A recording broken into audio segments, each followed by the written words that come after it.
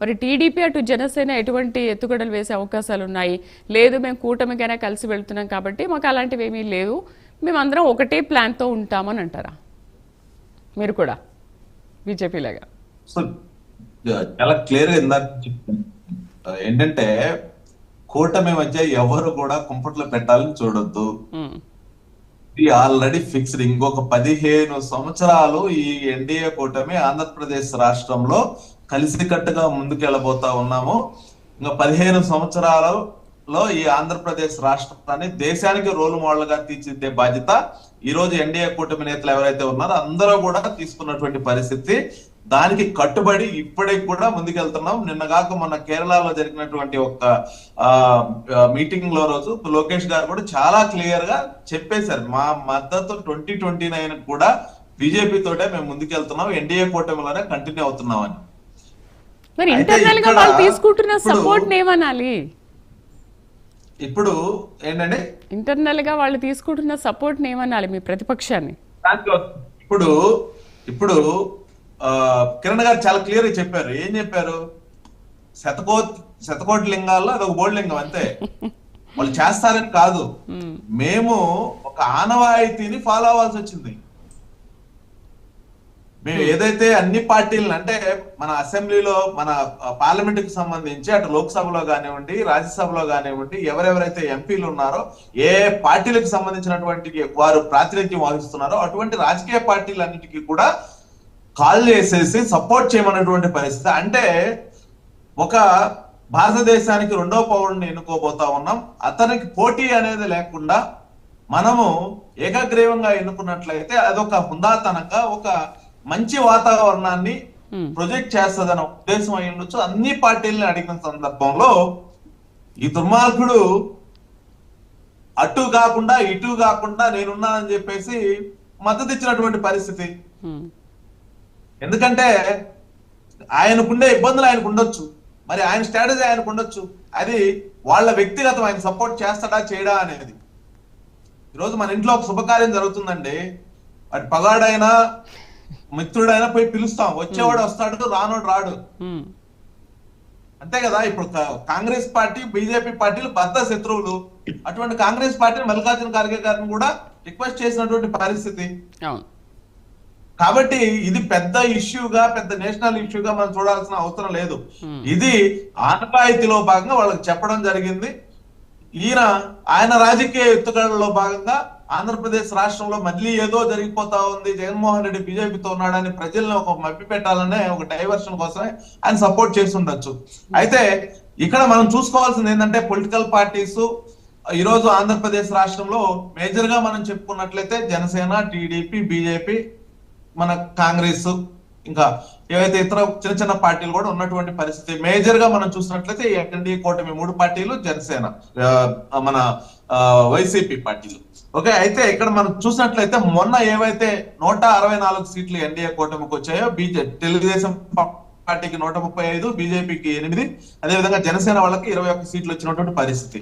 ఈ సీట్లు ఏవైతే మేము 135 రాని, జనసేన వాళ్ళకి 21 సీట్లు రాని, బీజేపీ వాళ్ళకి 8 సీట్లు రాని, ఈ అన్ని 164 సీట్లలో 3 పార్టీల ఓట్ షేరింగ్ అనేది ఉంది.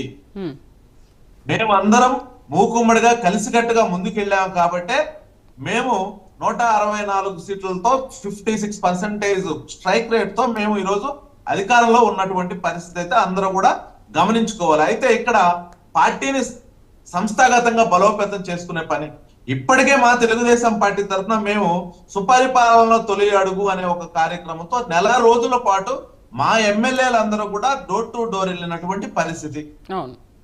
అదే విధంగా మా పార్టీ సంస్థాగతంగా మేము బలోపేతం చేసుకోవడం కోసంగా మాకు ప్రతి 60 ఓట్లకు 2 ఉంటారండి. గ్రామ స్థాయిలోకి వెళ్ళేసరికి ఓటర్ లిస్టుల ప్రకారంగా ప్రతి 60 ఓట్లకి 2 ఉంటారు, ఒక మహిళ, ఒక జెంట్. అది అయిపోయిన తర్వాత మాకు బూత్ కన్వీనర్ ఉంటాడు, యూనిట్లు ఇన్ఛార్జీలు ఉంటారు, క్లస్టర్ ఇన్ఛార్జీలు ఉంటారు. అది అయిపోయిన తర్వాత మళ్ళీ గ్రామంలో గ్రామ పార్టీ అధ్యక్షులు ఉంటారు, గ్రామ పార్టీ అనుబంధ సంఘ విభాగాలకు సంబంధించిన వాళ్ళు ఉంటారు. ఇది మా పార్టీని స్ట్రెంథన్ చేసుకునే పరిస్థితి. ఎక్కడ కూడా బీజేపీ వాళ్ళని ఇప్పుడు మేము ఒక గ్రామంలో మేము బలంగా ఉన్నంత మాత్రాన అక్కడ బీజేపీ ఉండాలని లేదు కదా, ఉండకూడదని ఏమన్నా మేమే రూల్స్ ఏమైనా పెడుతున్నామా? లేదా జనసేన వాళ్ళు ఉండకూడదని చెప్పేసి మేమేమైనా రూల్స్ పెడుతున్నామా? అదేవిధంగా వాళ్ళు ఏమైనా ఆ విధంగా రూల్స్ చేస్తున్నారా?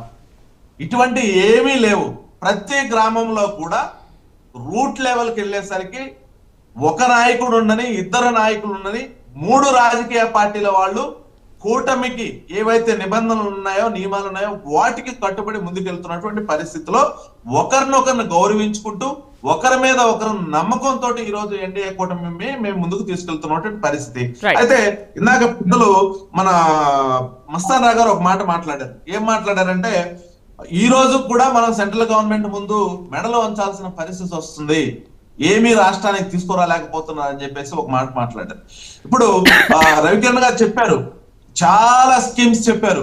రాష్ట్రానికి సెంట్రల్ గవర్నమెంట్ నుంచి ఎటువంటి స్కీమ్స్ తీసుకొచ్చామో, వాటికి సంబంధించి ఎటువంటి నిధులు తీసుకొచ్చామని చెప్పేసి చాలా క్లియర్ గా చెప్పడం జరిగింది. ఇక్కడ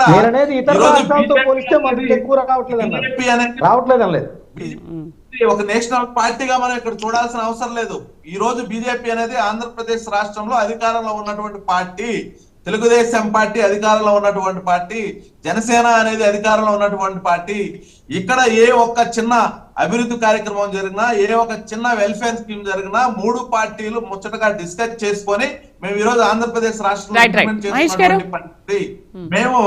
మేము ఈరోజు అమరావతి కోసం కానీ, పోలవరం కోసం కానివ్వండి, రాష్ట్రంలో ఇంప్లిమెంట్ చేసే స్కీమ్స్ గురించి కానివ్వండి, గతంలో జగన్మోహన్ రెడ్డి సెంట్రల్ గవర్నమెంట్ నుంచి రావాల్సిన 70 స్కీమ్స్ ని పూర్తిగా ఆయన తొంగలో తొక్కితే ఇవన్నీ కూడా ఈ రోజు మేము రీఇంప్లిమెంట్ చేసుకున్నటువంటి పరిస్థితిలో మేము ఈ రోజు ప్రభుత్వాన్ని ముందుకు తీసుకెళ్తున్నటువంటి పరిస్థితి. మహేష్ గారు ఏంటి మరి, రాఘవేంద్ర గారు అన్నట్టు, రవికిరణ్ గారు అన్నట్టు కూటమి కలిసే ఉంటుంది, ఎక్కడ ఎటువంటి విభేదాలు ఉండవు, మాదంతా ఒకటే యాక్షన్ ఆఫ్ ప్లాన్ అని అంటున్నారు. కానీ నిజంగా అంతర్గతంగా చూసుకుంటే మీ కార్యకర్తల్లోనే ఆ విభేదాలు అనేవి కనిపిస్తున్నాయి కదా. ఎందుకంటే మీ కార్యకర్తలే మాట్లాడుతూ ఉంటారు కదా, మాకు అక్కడ బలం ఉంది, మీకు ఇక్కడ బలం ఉంది అని చెప్పేసి మాట్లాడుకుంటారు కదా. నిజంగా అలా లేరంటారా? కూటమి నిజంగానే కలిసే ఉందంటారా? మేడం, ఇప్పుడు బిఫోర్ ఎలక్షన్స్ ఏదైతే ఉందో, బిఫోర్ ఎలక్షన్స్ మన కూటమి ఫామ్ అయినప్పుడు ఏదైతే పోలరైజేషన్ ఆఫ్ ఓట్స్ ఉందో, నాకు తెలిసి ఇంత 100% ఫార్ములా వర్కౌట్ అవడం అనేది మనం ఏపీలో చూసాం. సో మాక్సిమం చాలా స్టేట్స్ లో బీజేపీకి వేరే పార్టీస్ అలయన్స్ ఉన్నప్పుడు కూడా, బట్ ఆ పోలరైజేషన్ వచ్చినప్పుడు అంత ఓట్స్ ట్రాన్స్ఫర్ కాలేదు చెప్పాలంటే. బట్ ఏపీలో లాస్ట్ టైం జరిగింది ఏంటంటే, ఈవెన్ జనసేన 21 స్ట్రైక్ అవుట్ రావడం, 100% స్ట్రైక్ రావడం కానీ, బీజేపీకి 8 సీట్లు రావడం కానీ, లేకపోతే తెలుగుదేశం 134 ఏంటంటే అక్కడ చాలా బలంగా ఈ కూటమి కలిసి ఉందన్న విషయాన్ని ప్రజల ముందు పెట్టారు. రెండోది ఏంటంటే, జగన్మోహన్ రెడ్డి లాంటి వాళ్ళు మాకు వద్దు అని కూడా మెజారిటీ ప్రజలు కూడా నిర్ణయించుకున్నారు. సో ఇక్కడ ఏంటంటే ఏ ఫ్యాక్టర్ అనేది స్ట్రాంగ్ గా వర్కౌట్ అయింది అనేది ఇప్పటికి కూడా కేస్ స్టడీ సీరియస్ గా చెప్పాలన్నట్టు. అంటే బీజేపీకి జగన్ వద్దు అనుకున్న మెజారిటీ ప్రజలు ఓటేసినట్టు కూడా మనం భావించవచ్చు. లేదు వీళ్ళు ముగ్గురు కావాలనే దాని మీద కూడా ప్రజలు ఓటేసినట్టు ఇప్పటికి కూడా మనం కనబడతాం. డెఫినెట్ గా ఉంటుంది మేడం. ఎందుకంటే గ్రౌండ్ రియాలిటీస్ లో తీసుకున్నట్టయితే డెఫినెట్ గా కొంత డిఫికల్టీస్ అయితే మాత్రం కూటమిలో ఉన్నటువంటి నాయకులు ఫేస్ చేస్తున్నట్టు విషయాన్ని చెప్పడానికి నేనేమి పెద్దగా ఇబ్బంది పడను. వై బికాజ్ 3 పార్టీలు కలిసినప్పుడు ఖచ్చితంగా అక్కడ ఉన్నటువంటి పరిస్థితుల్లో ఒక్కొక్కసారి ఇబ్బందికరమైన వాతావరణం అక్కడక్కడ కొన్ని చోట్ల రావచ్చు అనేది మనకు కనబడుతుంది. కాబట్టి ఇదేది ఇప్పుడు కూడా మనం ఏముండదు, ఏమీ లేదు అని చెప్పడానికి లేదు. బట్ ఇంతకుముందు మన బీజేపీ కిరణ్ అని చెప్పినట్టు ఎవరెవరు పార్టీ వాళ్ళు స్ట్రెంథన్ చేసుకోవడానికి దేర్ ఈజ్ ఎ స్పేస్ ఉంది. అక్కడ వైసీపీ అనే ఒక 43% ఓటు బ్యాంక్ వాళ్ళకు ఉన్నప్పుడు ఎవరన్నా దాని మీదే టార్గెట్ చేశారు. జనసేన వాళ్ళు ఎట్టి పరిస్థితుల్లో బీజేపీలోకి వెళ్ళరు, బీజేపీ